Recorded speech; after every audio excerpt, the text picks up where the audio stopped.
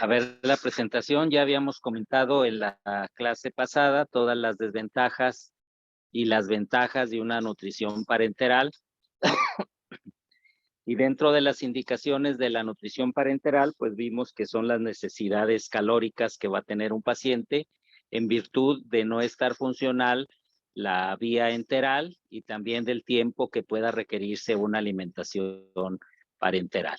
Y también el grado de lesión y traumatismo, que eso nos va a indicar que hay que poner alimentos a alta concentración, y la única manera de poner alimentos a alta concentración es a través de soluciones muy ricas en carbohidratos, en grasas y en proteínas para que puedan haber una adecuada digestión. Y también dentro de en un momento dado, de las controversias que hay de la alimentación parenteral, pues están los cuadros terminales, los cuadros de cáncer.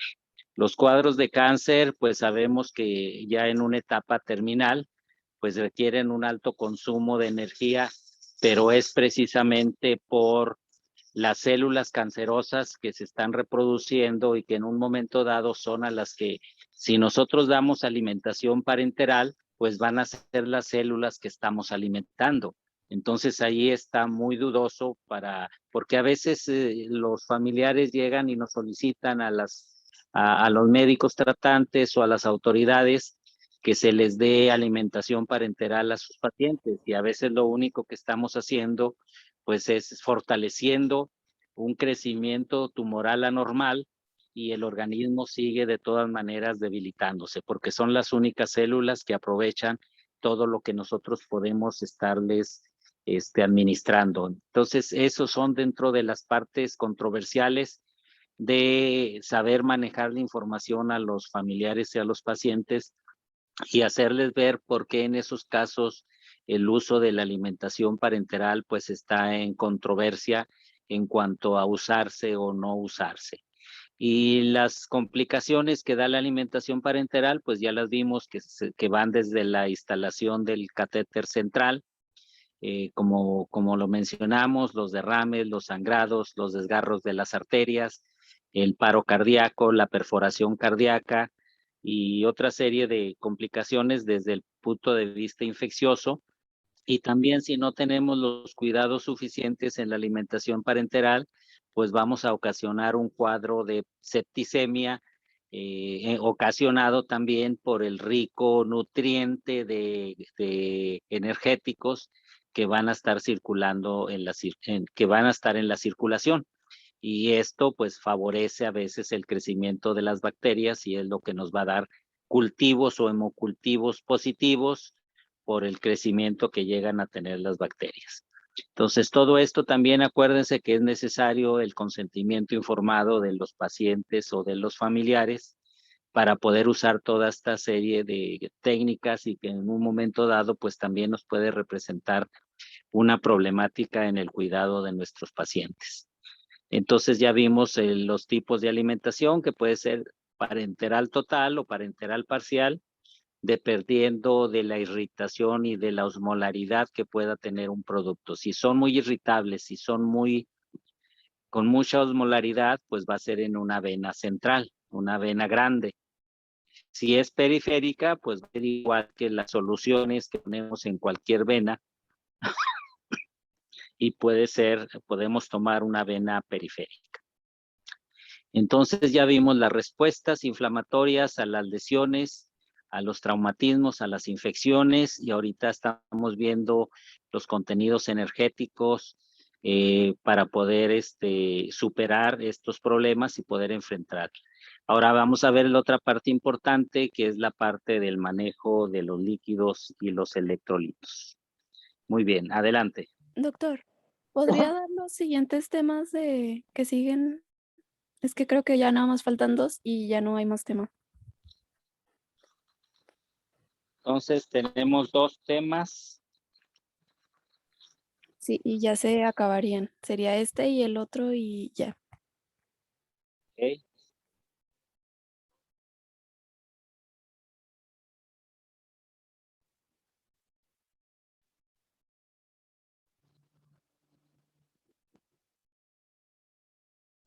Nos quedamos. Entonces, ahorita nos va a presentar la doctora García. Gutiérrez ya tiene tema. No, Entonces sigue Gutiérrez Salas. ¿De acuerdo? sí. ¿Y cuál sería?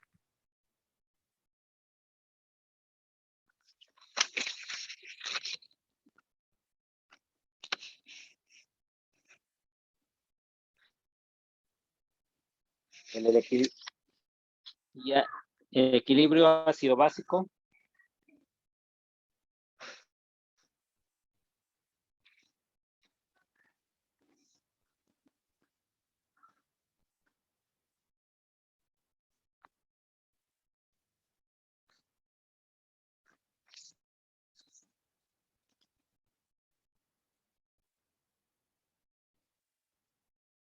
Y el tratamiento de líquidos y electrolitos de la 76 a la 81.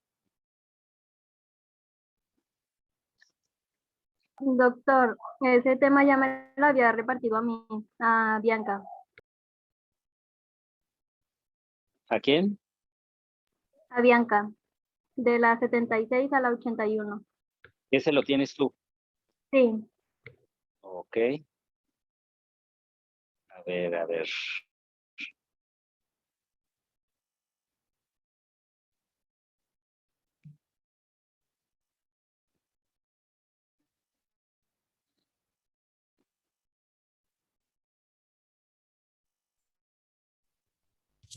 García Rodríguez. Entonces, Gutiérrez. Sí, ese es el otro tema que falta. Gutiérrez Salas. Sí. Cicatrización y enfermedades hereditarias de la 241 a la 249.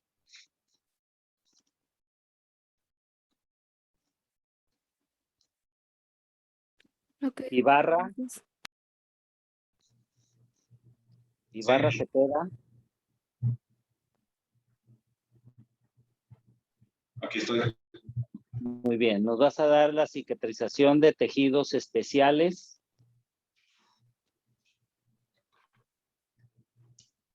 de la 249. Cicatrización de tejidos especiales, ¿verdad? Sí.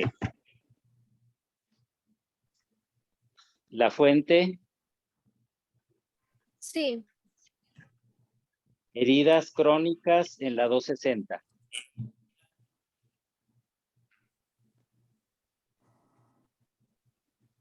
¿De la cual, perdón? En la 260, página 260. Ok. Heridas crónicas. Macías, sí, doctor. cicatrización excesiva en la 261.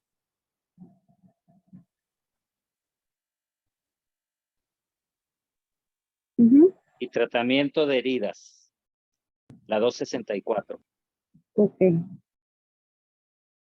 Martínez Castillo, Sí. infecciones quirúrgicas de la 135 a la 141. Ok, gracias. Navarro, Sí, doctor. vamos a ver. Prevención y tratamiento de las infecciones quirúrgicas, de la 141 a la 150.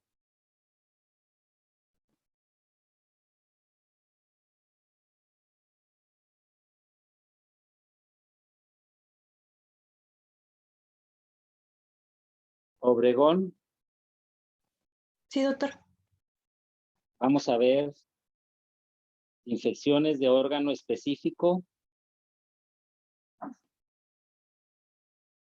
y agentes en las guerras biológicas.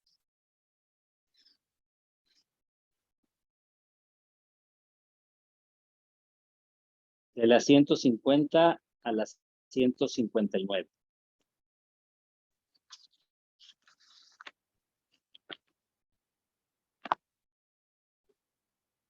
Gracias. Y ya nos quedamos pendiente con Ontiveros. Sí, aquí estoy, doctor. Muy bien. Ya después damos los temas a partir tuyo después. Ok, disculpe, es que entré un poquito después de que pasara la lista y no dije presente. Ok. Sí, doctor, nada más faltabas tú, ya está bien. Ok, gracias. Muy bien. Adelante, doctor. Hola, muy buenas tardes. Mi nombre es Irene García y el día de hoy vamos a ver el tema del manejo de líquidos y electrolitos en el paciente quirúrgico.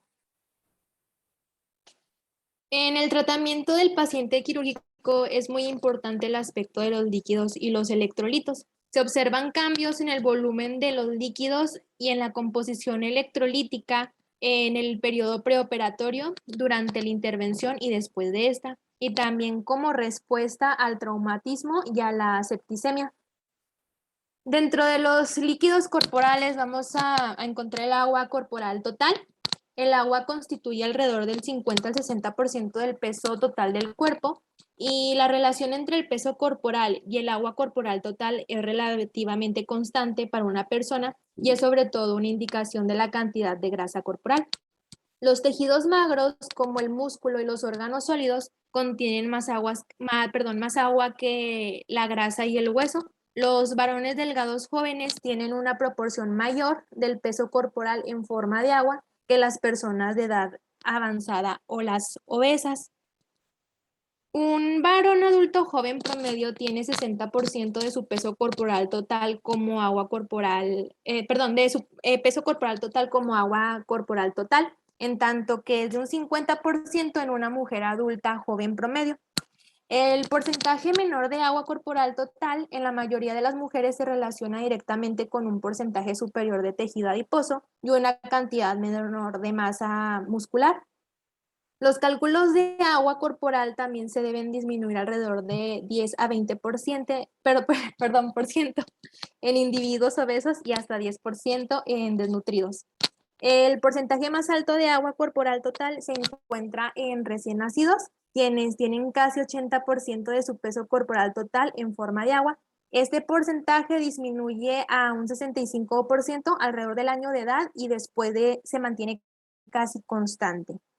Muy bien, doctora. Entonces, aquí puntualizando, el agua es un contenido, el mayor contenido en el ser humano. Ya nos hablabas de un individuo de 70 kilos, pues 60% va a estar formado por agua. Si pesa 70 kilos, ¿cuál va a ser el peso del agua de ese individuo?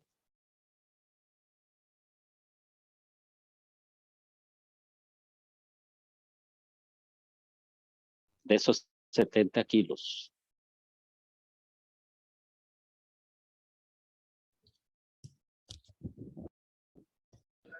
¿Sería 42? 42. A veces hay que ser médico matemático. Entonces, si 70 kilos, una persona que pesa 70 kilos, el 10% son 7 kilos. Si estamos hablando en un 60%, pues se corresponderían a 42 kilos de pura agua. Y aquí la diferencia que hay, ya nos lo está diciendo, una mujer va a ser de un 50% de agua en relación a que tienen menos músculos y tienen más grasa las damas. Y que como la persona que tiene más agua es un recién nacido, que llega a ser hasta de 80%. Un recién nacido, un peso normal de un recién nacido promedio, pues son 3 kilos. Y de estos 3 kilos, ¿cuánto pesaría de agua?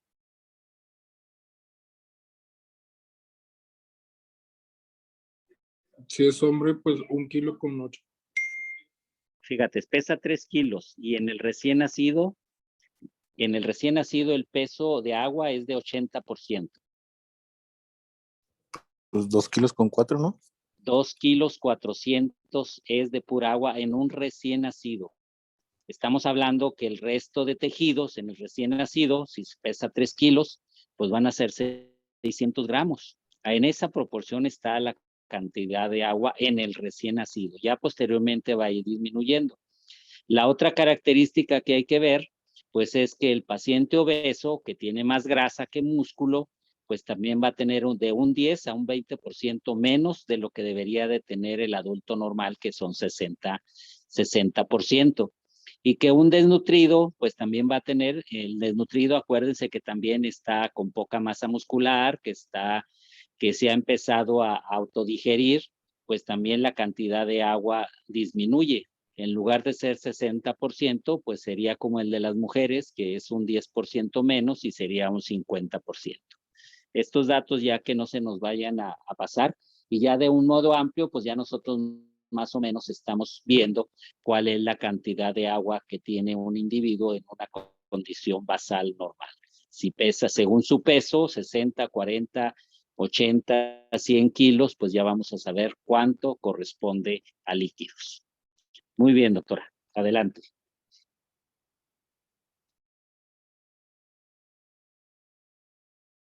Bueno, en los compartimentos de los líquidos, el agua corporal total se va a dividir en 3 compartimentos de líquidos funcionales, que es el plasma, el líquido extracelular y el intracelular. En el porcentaje de peso total del cuerpo, el plasma corresponde a un 5%, el líquido intersticial a un 15% y en el volumen intracelular un 40%. Y aquí se tiene un ejemplo, tanto en hombres como en mujeres, de cuánto correspondería en mililitros cada compartimento. Aquí en esta tabla vemos cómo se reparte el 60% de los líquidos. 40% va a ser intracelular, 15% va a ser intersticial y 5% va a ser intravascular o el plasma. Por eso aquí tenemos ya en la gráfica a cuánto corresponde ya en mililitros el peso total, que es igual, 14 kilos corresponde al volumen extracelular, 3,500 al plasma, que es el 5%, y el líquido intersticial, 10,5 kilos. El volumen intracelular es de 28 kilos. Todo esto nos va a dar 42 kilos de un varón de 70 kilogramos. Si nosotros juntamos el valor extracelular, sería el 15 y el 5%. Por eso tenemos aquí 14 kilos o 14 litros de agua. Si ven, 14 litros de agua es el 20%, entre el 5 y el 15%. Y los 28 kilos son el 40%. Y en la mujer, pues aquí lo tenemos, que es un poco menor el porcentaje, 10 litros en el total, 2,500 y 7,500 en el plasma y el intersticial, y en el intracelular va a ser de 20 kilos. En total vamos a tener 30 kilos. Acuérdense que aquí es el 50%.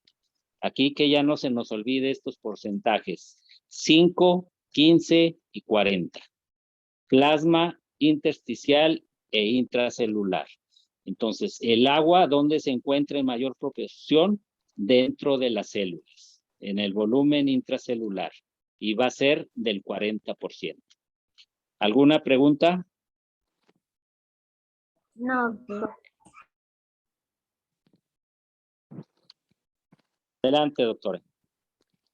Los líquidos extracelulares, el plasma y el líquido intersticial componen cerca de un tercio del agua corporal total y el líquido intracelular constituye los 2/3 restantes. Como se había comentado en la diapositiva anterior, el agua extracelular constituye el 20% del peso total del cuerpo y está dividida entre el plasma, que corresponde a un 5% del peso corporal, y el líquido intersticial, que corresponde a un 15% del peso corporal. El compartimiento intracelular constituye alrededor del 40% del peso total del cuerpo de una persona y la mayor proporción se encuentra en la masa de músculo estriado. En la composición de los compartimentos de líquidos, el compartimento de líquido extracelular está equilibrado entre el catión principal, sodio y los principales aniones cloruro y bicarbonato, los cationes potasio y magnesio y los aniones fosfato y sulfato, y las proteínas constituyen casi todo el compartimento del líquido intracelular. Aquí en la tablita podemos ver la composición química de los compartimentos de los líquidos corporales. Tanto en el plasma como los cationes y los aniones van a estar igual, de 154 miliequivalentes por litro cada uno. En el líquido intersticial, cationes y aniones 153 miliequivalentes por litro, y en el líquido intracelular 200 miliequivalentes por litro, tanto en aniones como cationes. Esto es precisamente la homeostasis que mantiene el cuerpo y lo regula. Y ya aquí estamos viendo los cationes que son positivos, los aniones que son negativos. En el plasma son la misma cantidad de miliequivalentes, 154 positivos, 154 negativos. En el intersticial, que es más o menos parecido, 153 miliequivalentes y 153 aniones negativos. Y en el intracelular, 200 cationes positivos y también contra 200 cationes negativos. Esta proporción siempre debe de tratarse de nivelar a esos niveles. Cuando hay un descontrol en esos niveles, entonces estamos hablando de un desequilibrio hidroelectrolítico. Y para que se mantengan estos niveles, porque ahorita vamos a estar observando cómo en algunas proporciones, por ejemplo, los cationes de sodio son muy elevados en el plasma y en el líquido intersticial. Y los cationes de potasio son muy bajos. Y si nosotros los comparamos a los cationes intracelulares, pues vemos la diferencia. El potasio es sumamente alto en la célula, dentro de la célula, y el sodio, que son las sales, es sumamente bajo en las células. Todo esto es debido a los factores homeostáticos de las células y los tejidos, en los cuales pueden difundir algunos por ósmosis y otro por un transporte activo para poder mantener estas diferencias. Pero a pesar de que hayan esas diferencias entre algunos de los electrolitos, a final de cuentas, las concentraciones totales van a ser similares a lo que mencionamos ahorita, 154 miliequivalentes, 153 miliequivalentes y 200 miliequivalentes. Esta parte es importante pues para nosotros saber cómo y dónde están distribuidos los principales electrolitos dentro de la célula o fuera de la célula. Y variaciones ya más severas, al rato vamos a ver estos aspectos, cómo nos pueden llevar a determinada sintomatología cuando hay una hipernatremia, una hiponatremia, una hipocalemia, una hipercalemia. Pero es secundario de alteraciones que se pueden dar por los cambios homeostáticos que ocurren en los organismos. Muy bien, adelante, doctora. Bueno, las proteínas contribuyen con la osmolaridad del plasma y el equilibrio de fuerzas que determinan el equilibrio de líquidos a través del endotelio capilar. El paso de iones y proteínas entre los diversos compartimentos de líquidos es restringido, pero el agua se va a difundir con libertad. El agua está distribuida de manera uniforme en la totalidad de los compartimentos de líquidos del cuerpo, de forma que un volumen determinado de agua aumenta relativamente poco el volumen de cualquier compartimento. El sodio está confinado al compartimento del líquido extracelular y debido a sus propiedades osmóticas y electrolíticas permanece unido con el agua. Por lo tanto, los líquidos que contienen sodio se van a distribuir en la totalidad del líquido extracelular y van a contribuir al volumen de los espacios intravascular e intersticial. La administración de líquidos que contienen sodio expande el volumen intravascular y aumenta también el espacio intersticial casi 3 veces más que el plasma. La actividad fisiológica de los electrolitos en solución va a depender del número de partículas por unidad de volumen, que se pueden representar milimoles por litro, del número de cargas eléctricas por unidad de volumen, que se representa con miliequivalentes por litro, y del número de iones con actividad osmótica por unidad de volumen, miliosmoles por litro. La concentración de electrolitos se expresa en términos de la actividad de combinación química o equivalentes. Un equivalente de un ion es su peso atómico expresado en gramos dividido entre la valencia. Un ejemplo es equivalente igual al peso atómico en gramos dividido entre valencia. Y por lo que se refiere a los iones univalentes como el sodio, un miliequivalente es igual a un milimol. En iones divalentes, por ejemplo el magnesio, un milimol equivale a 2000 equivalentes y el número de miliequivalentes de cationes debe equilibrarse con la misma cantidad de miliequivalentes de aniones. Sin embargo, la expresión de los equivalentes molares solo nos va a permitir hacer una comparación fisiológica de los solutos en una solución.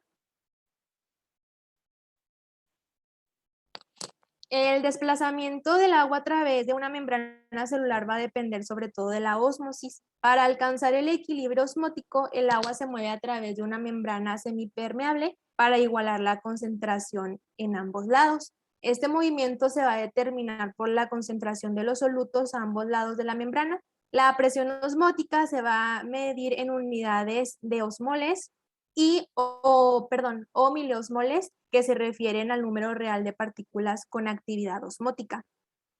Un ejemplo, un milimol de cloruro de sodio contribuye con 2 miliosmoles, uno de sodio y uno del cloro. Los principales determinantes de la osmolaridad son las concentraciones de sodio, glucosa y urea. Es decir, osmolaridad sérica calculada es igual a 2 de sodio más glucosa entre 18 más BUN dividido entre 18. La osmolaridad del líquido intracelular y del extracelular se va a mantener entre 290 y 310 miliosmoles en cada compartimento.